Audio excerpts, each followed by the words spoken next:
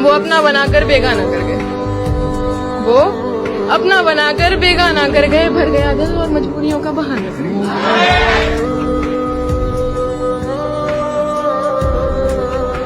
सुकून मिलता था जिसकी आवाज से मुझे, उसके लफ्जों ने मुझे अंदर से मार दिया।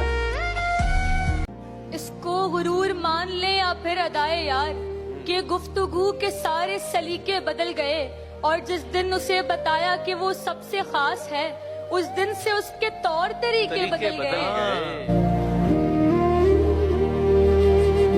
बहुत उदास है दिल तेरे चुप हो जाने से, हो सके तो बात कर किसी बहाने से। तू लाख खफा है मगर इंतहा तो देख, कोई टूट गया है तेरे चुप हो जाने से। मैं ढूंढने को ज़माने में जब वफा निकला, मैं ढूंढने। मैंने फैसला कर लिया है, आज से तुम्हारा चाय पीना बंद। No no no no.